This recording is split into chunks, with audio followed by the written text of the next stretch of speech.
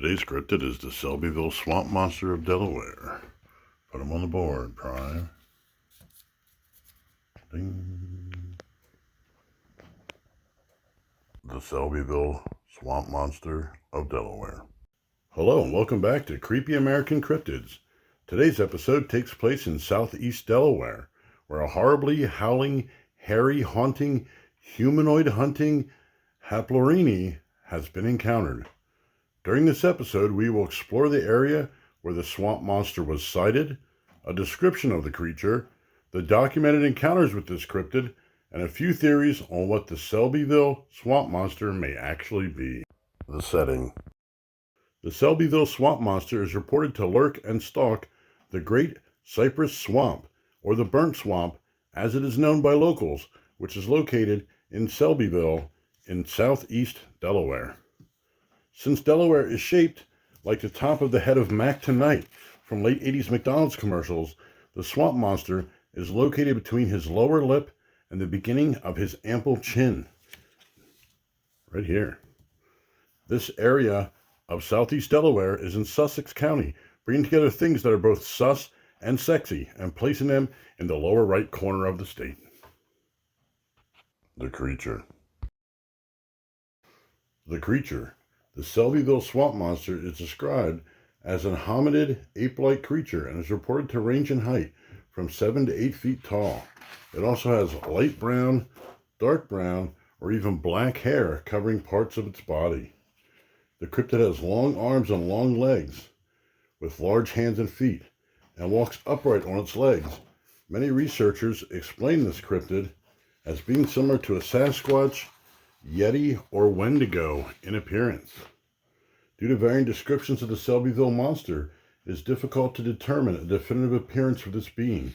While most tales and depictions detail a large ape-type creature, other accounts describe the creature with a ghostly appearance.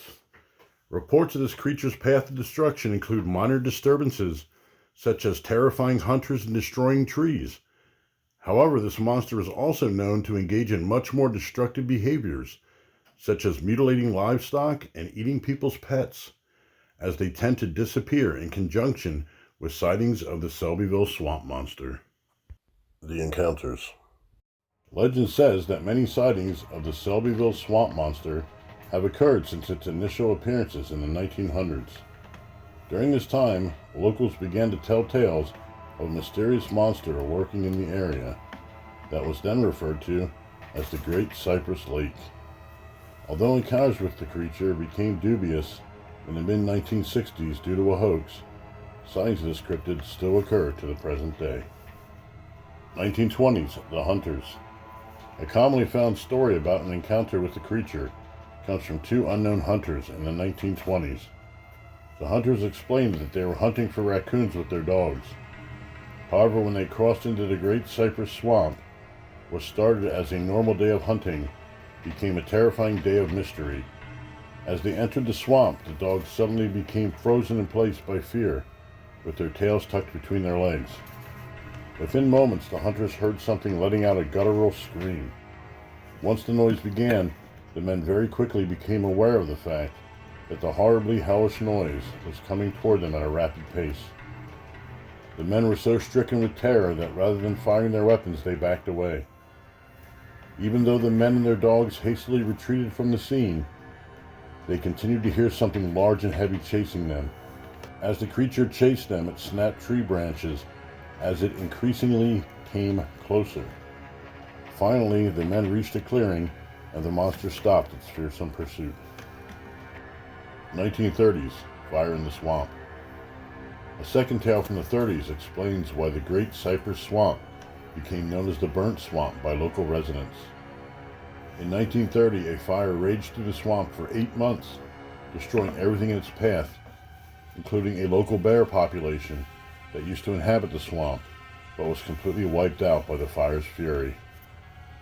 Throughout this time, locals attempted to put out the fire unsuccessfully, as it burned uncontrollably until it eventually burned itself out. It is speculated that the fire began due to the explosion of a moonshiner's still. During the fire, reports claim that it took the life of an old shingle maker.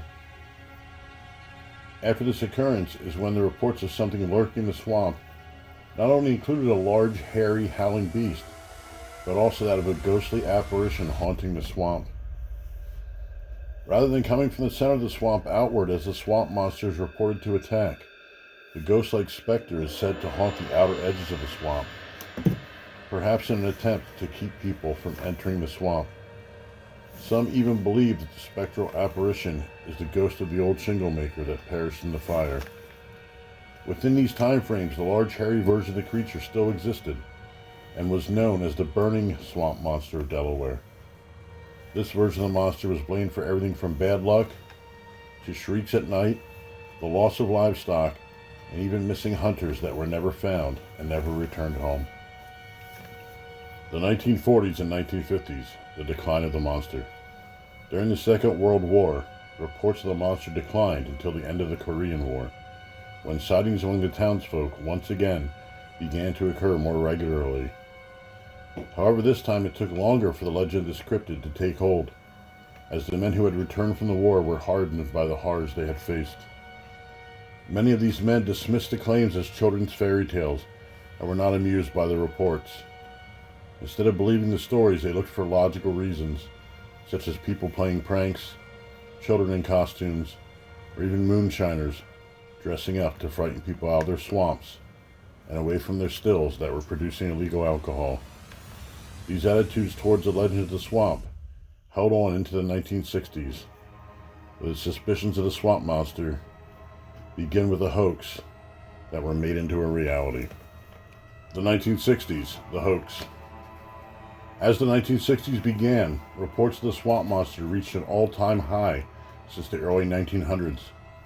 Some of the reports even included witnesses having encounters with the swamp monster outside the bounds of the Great Cypress Swamp.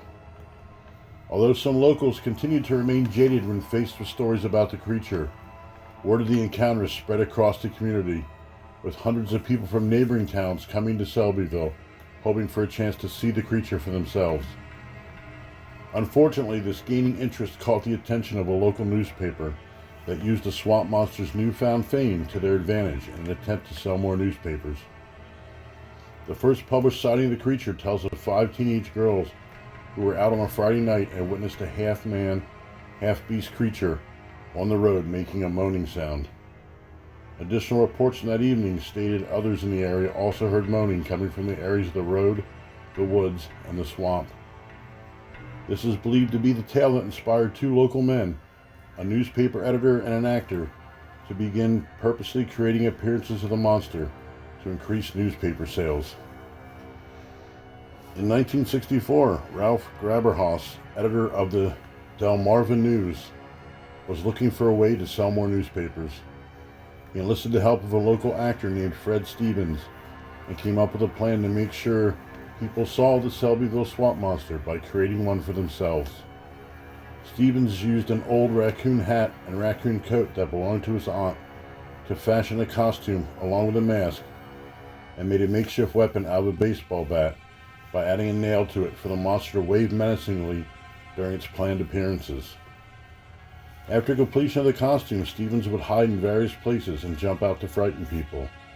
His most common hiding spot was in a row of trees along Route 54, where he would be in costume waiting for cars to drive by, and then jump out from behind the trees and wave his bat to scare the passengers in the car.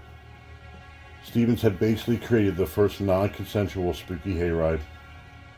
The plan worked, as the reports of monster sightings increased with each unwanted haunted hayride, and sales of the newspaper went through the roof. This scene worked for 8 months until Stevens decided he wanted out. He gave up being the pioneer of crappy Halloween ideas and stopped dressing up as the swamp monster and scaring people. In 1987, in an interview in which he revealed the hoax, Stevens explained, We just had to quit because so many people were coming back in pickup trucks, and they were all about half drunk and shooting their guns.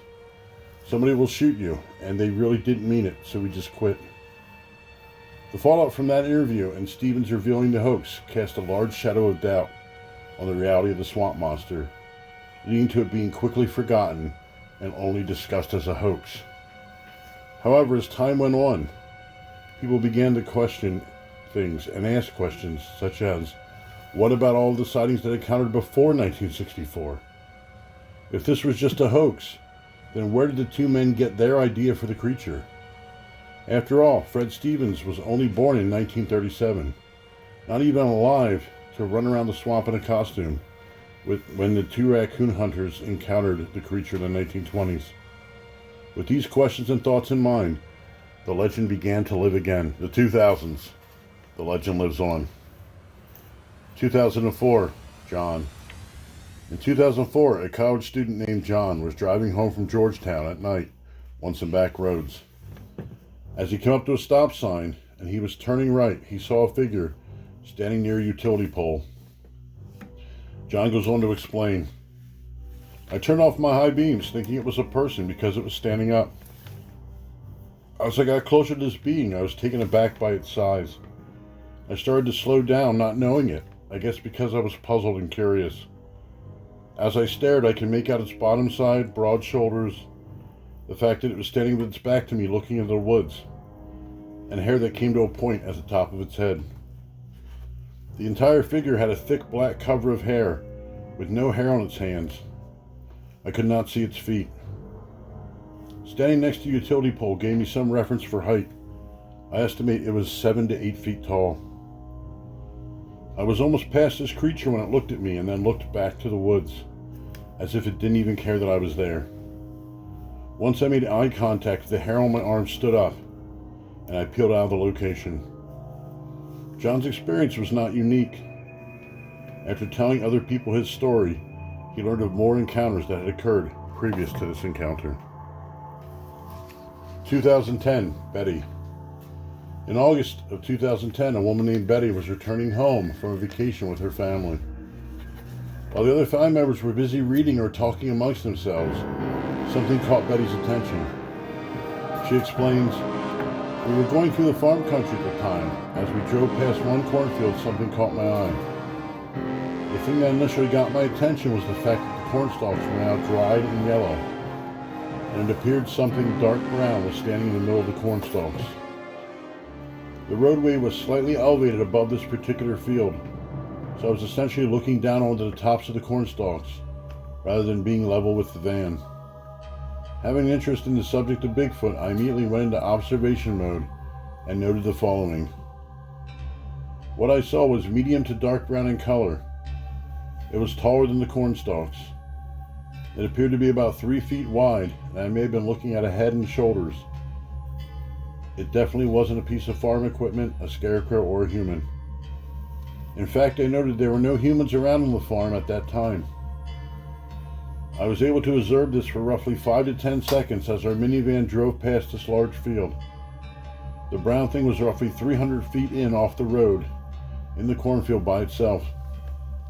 Betty reports that although she did have a camcorder with her in the car, at the time, she was so shaken and stunned by the experience of seeing this creature in the cornfield that it did not occur to her to try to film it. She believes that the being was 7 to 8 feet tall, and she was able to see its profile. Betty described the profile as having a pronounced brow ridge, obscuring her ability to see its eyes, but she was able to see that it had a nose and a mouth. 2012. I hear you knocking, but you can't come in. In November 2012, a local couple had just got home after grocery shopping. The time was an hour past sunset, and it was dark at their country home. The wife had gone to the house while the husband stayed in the car to finish listening to a sick jam on the car radio. However, he was unprepared for an unexpected sing-along, followed by a terrifying bass drop. Suddenly, a loud, horrible scream came from the patch of trees behind the couple's house. The frightening guttural roar was followed by 4 knocking sounds of wood hitting against wood, like a remedial music class from hell. The alarmed husband shouted out for his wife, and she came back out of the house. Once again, a series of 4 loud wood-on-wood knocks came from the woods. The couple could not see the source of the sound, but the husband was convinced it was some type of creature, while the wife, who was a skeptic, did not know what to believe. As this encounter story ends here, we can assume that the husband's attempt to use his wife as bait to save him from the monster was unsuccessful, and she continued to live an unfulfilled life with a lazy husband who jams out in the car while she carries all the groceries into the house by herself. Theories. A primary theory, even though it is an unfortunate theory, is that the Selbyville monster was merely a hoax due to the damage Rapper Haas and Steven did to the legend during 8 months in 1964. However, encounters that occurred before and after 1964 do not line up with the hoax theory. The 1964 hoax sightings were brazen, obvious attempts to grab attention, while the majority of past and future sightings range from terrifying encounters to distant observations of the cryptid. A secondary theory is that the Selbyville swamp monster is a Sasquatch or Bigfoot that lives in the area. This is mostly due to similarities in descriptions between the swamp monster and a Sasquatch. However, it should be noted that the encounters involving the Sasquatch-like creatures tend to occur outside the confines of the swamp. A tertiary theory that I would call yes, all the above and more. When looking at all the reports and encounters, it appears at least 4 different entities inhabit the area in and around the Great Cypress Swamp. Within the swamp appears to lurk the Selbyville swamp monster and the burnt swamp monster of Delaware, although they could be the same creature. Around the edges of the swamp appears to be the area haunted by the ghost of the old shingle maker, also known as the Selbyville swamp monster.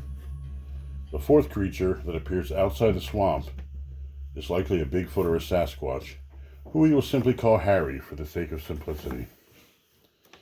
Due to the fact that throughout the history of reports the swamp monster, many people gave varying descriptions. Because of this is the most logical theory when looking at all the existing testimonies. Conclusions. Although several reports and theories exist regarding the swamp monster of Selbyville, there are no definitive answers at this time.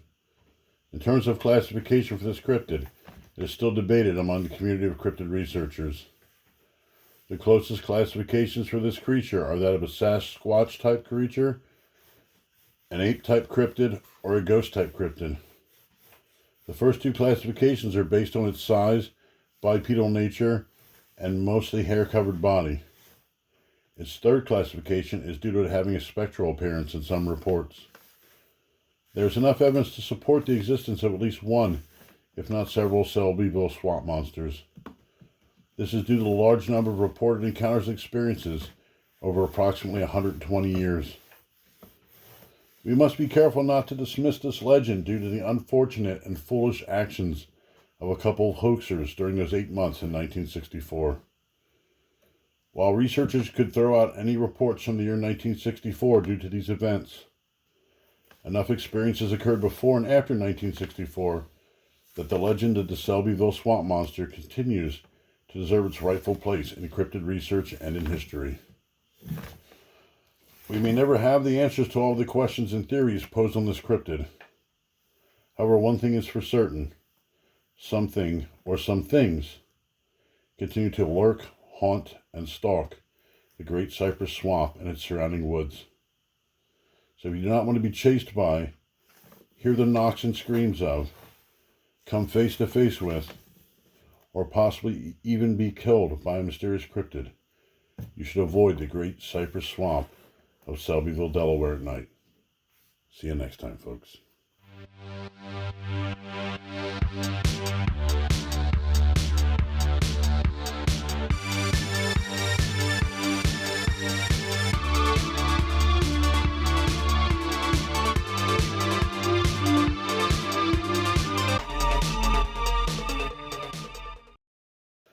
Within the swamp appears to lurk the Selbyville swamp monster and the burnt swamp monster of Delaware.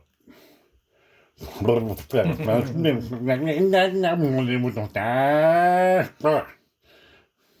think I got it that time. Yeah.